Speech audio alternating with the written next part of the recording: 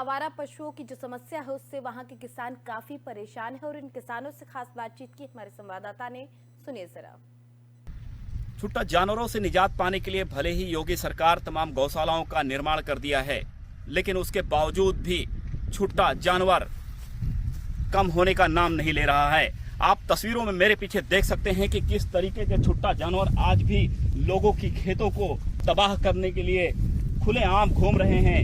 जगह जगह पर आप पा जाएंगे, जहां जहां पे खेत है या कहीं मैदान है, उस जगह पर इस तरीके के जानवर, छुट्टा जानवर जो है चरते हुए साफ तौर से नजर आ जाएंगे। बल्कि ये कहें कि ये जो जानवर हैं न कि ये फसल तबाह कर रहे हैं, बल्कि किसानों की जिंदगी भी एक तरीके से तबाह कर रहे हैं कि जो किसान की जिंदगी जो फसल पर ही निर्भर होती है, उसके बावजूद भी वो लगातार इस तरीके से चरते हुए नजर आ रहे हैं। हमारे साथ इस पूरे मामले पर बात करने के लिए मौजूद हैं यहाँ के जो किसान हैं कि किस तरीके से ये जो छुट्टा जानवर हैं किस तरीके से खेत तबाह कर रहे हैं और आखिर गौशाला होने के बावजूद भी ये छुट्टा पशु किस तरीके से ऐसे घूम रहे हैं, इसकी क्या वजह है। क्या नाम है आपका? अमित सिंह, ग्राम सभा कटेला, पूरे निहाल। जब गौशालाएं बनी हैं उसके बावजूद भी इस तरीके से छुट्टा जानवर कहां से कैसे घूम रहे हैं? ऐसा है सर कि गौशाला में जानवर लेते नहीं हैं। अगर लेते हैं तो वहाँ रुपया लेते हैं, कहते हैं 1000 रुपया, 2000 रुपया, 1500 रुपया। उसके बाद अगर ले लेते हैं तो 2 घंटे के बाद अपने दरवाजे पहुंचो फिर जानवर पीछे से आ जाते हैं। ये दशा है गौशाला का जो है। हमारे यहाँ से 5 किलोमीटर दूर डेहरास गजराजपुर के पास गौशाला है। तो ये जो छुट्टा जानवर कितनी संख्या में घूम रहे हैं और ये किस तरीके से खेतों को सफा कर रहे हैं? हमारे यहाँ कम से कम 150 से 200 जानवर है खाली हमारे निहालपुरा गांव में। ये आप देख लीजिए कि ये जो खेत पड़ा हुआ है केवल बहला जानवर के जरिए खेत पड़ा हुआ है। ये कम से कम 15 बीघा का प्लाट है। ये केवल बहले जानवर की वजह से ये केवल खेत पड़ा हुआ है। तार बल्ली सब लगा हुआ है, देख लीजिए। इस तरीके से तबाही करते हैं ये लोग। तबाही ये सब तार वार कुछ मानते हैं, तबाही करते हैं, इनको कूट जाते हैं और इनके पर बड़ी बड़ी सिंग तो सब मारने वाले हो गए हैं। ये लाठी बल्लम से कुछ नहीं, खेत का खेत चर जाते हैं पूरा।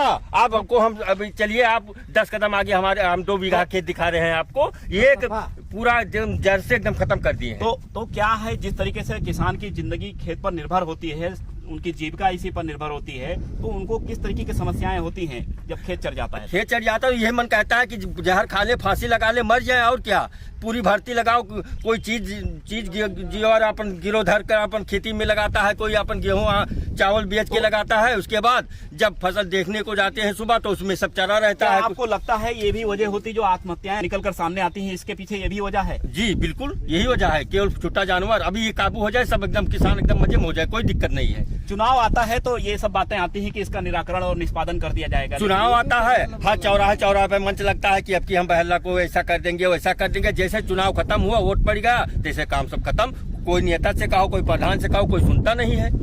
हाँ, ये दशा है। तो एक तरीके से किसानों के साथ, उनके जिंदगी के साथ पूरा खिलवाड़। हाँ बिल्कुल खिलवाड़ हो रहा है। ठीक है, इसी पूरे मामले पर हमारे साथ और भी किसान मौजूद हैं। बात करने के लिए इनसे भी जानने की कोशिश करेंगे कि उन लोगों के लिए किस तरीके से जो छुट्टा जानवर हैं किस तरीके से उनको खेतों को साफ और तबाह कर रहे हैं। इस पूरे बात मामले के लिए बात मौजूद है। क्या नाम है आपका? उमेश सिंह। तो जो है किस तरीके की जो है तबाह कर रहे हैं ये फसल? एकदम से बर्बाद कर रहे हैं, जड़ से सब उखाड़ उसी में लड़ाई लड़ते हैं, उसी में चलते हैं। और जब खेतने जाओ तो साले दौड़ लेते हैं। तार लगा हुआ है, तार सब तोड़ दिए हैं, कुछ बचा नहीं है। तो कितना फसल आपकी, कितना बीघे खेत थी और फिलहाल कितना उन लोगों ने सफा चट कर दिया? अभी ये समझ लो 5 एकड़ अपने पास जमीन है, उसमें 2 एकड़ गेहूं लगा हुआ है और उसमें से ज्यादा 1 एकड़ बचा होगा, 1 एकड़ खत्म कर दिए। तो अगर ऐसे ही चलता रहा जिस तरीके से सरकार तो गौशालाएं बनाई है, तो उसके बावजूद भी ऐसा क्यों? अरे गौशाला बना हुआ है, गौशाला नाम के रजिस्टर में चल रहा है, रजिस्टर पर नाम लिखा हुआ है। दिन में जाओ 10-20 दिखाई देंगे गौशाले में। भाई KCC बनवाए, वो भी यहीं में लगाए, यहाँ निकलेगा नहीं, आत्महत्या करेंगे ही, खेती हो नहीं पाएगी। क्यों आत्महत्या करने की बात कर रहे हैं? जब ऐसा पेट के लिए आदमी रहता है और पेट भरेगा नहीं, चोरी कर नहीं पाएगा, जो है वो सब फसल नष्ट है। कभी जूदा, कभी बाढ़, जिस कभी तरीके से जानवर। आपने देखा कि जो है जिस तरीके से छुट्टा जानवर इनके खेतों को, इनकी फसलों को सफा चट कर रहे हैं, अपने आप में जो उनकी पीड़ा निकल कर आ रही है बेहद हास्यास्पद है। लेकिन इस क्रम में हमारे साथ एक और किसान मौजूद है, इनकी अपनी क्या समस्या है इनसे भी जान लेते हैं। क्या नाम है आपका? कृष्ण पांडे। जी, क्या दिक्कत है? ऐसा है कि हम लोग लोन लेके खेती करते हैं, खेती कर रहे हैं किसान, और सारा जो फसल है ये आवारा पशु चर रहे हैं, और उधर हम लोग को फायदा मिल नहीं रहा है खेती से, और उधर बैंक वाले आरसी काट रहे हैं डेली। इसका निर्यात कुछ नहीं हो रहा है। इसका आवारा पशु कोई सुनने वाला है ही नहीं। आवारा पशु पकड़े नहीं जा रहे हैं हम रात पूरी रात हमारे दादाजी आ रहे हैं, पूरी दिन में 10 बजे रात 10 बजे के बाद हम रहते हैं पूरी सुबह तक, दिन रात रखवाली करना, 24 घंटा रखवाली कर रहे हैं। फसल पर भी आवारा पशु चल रहे हैं। जी बिल्कुल, जिस तरीके से ये तमाम गौशालाएं इस वक्त कहीं न कहीं एक हाथी की दांत बनकर रह गई हैं, और जिस तरीके से किसानों की फसलें तबाह हो रही हैं, उससे यहाँ के किसान आत्महत्या के कगार पर पहुंच गए हैं। और अगर ही इसका शीघ्र समाधान नहीं किया जाएगा तो निश्चित रूप से किसानों के लिए एक बहुत बड़ी तबाही होगी। FM न्यूज के लिए गोंडा से तुफैल। अमरोहा में भूसा भरने को लेकर गए युवक की संदिग्ध परिस्थितियों में मौत का मामला सामने आया है, जहां ट्रैक्टर चालक शव को घर छोड़कर मौके से फरार हो गया।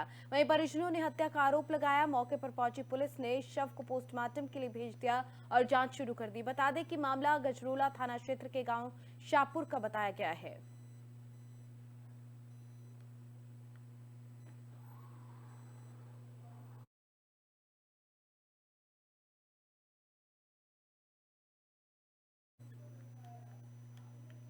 वहीं मथुरा में ड्रग विभाग और पुलिस का छापा पड़ा है, जहां पर इस दौरान 10 लाख रुपए की अवैध दवाएं पकड़ी गई हैं।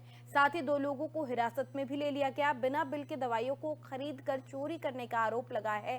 दवाई नकली है या असली, इस बात की भी जांच की जा रही है। बता दें कि मथुरा में अवैध दवाओं का कारोबार चलने की खबरें विभाग तक पहुंच रही थी, जिसके बाद एक्शन लिया गया। पूरा मामला प्रीति विहार कॉलोनी के थाना जमुना पार का बताया गया है।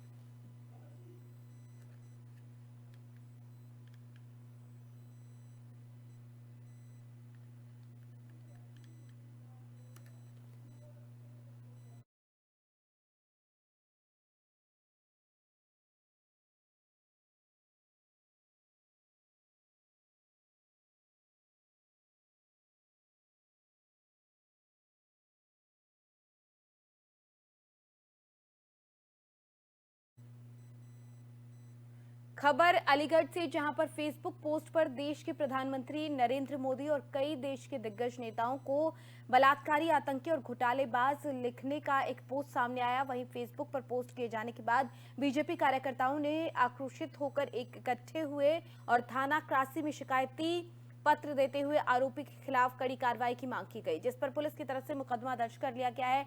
जानकारी देते हुए बीजेपी नेता मुकेश लोधी ने बताया कि फेसबुक पर एक व्यक्ति की तरफ से देश के प्रधानमंत्री, गृह मंत्री और कई दिग्गज नेताओं के खिलाफ विवादित टिप्पणी की गई थी। ये पोस्ट देश का माहौल खराब करने के लिए लिखी गई है, ये उनकी तरफ से कहा गया, और उन्होंने कहा कि इसको लेकर हमने शिकायत दी है और शिकायत में कड़ी कार्रवाई की मांग हमारी तरफ से की गई है।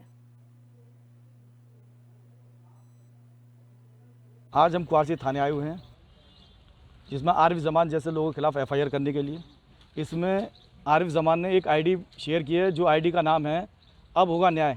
मैं हमारे देश के प्रधानमंत्री, प्रदेश के मुख्यमंत्री जी और देश के गृह मंत्री के खिलाफ अशोभनीय टिप्पणी की है, जो अमर्यादा टिप्पणी है। ऐसी टिप्पणी जिसे देखकर हम सभी कार्यकर्ताओं का मन आहत हुआ है और हम बहुत आक्रोशित हैं।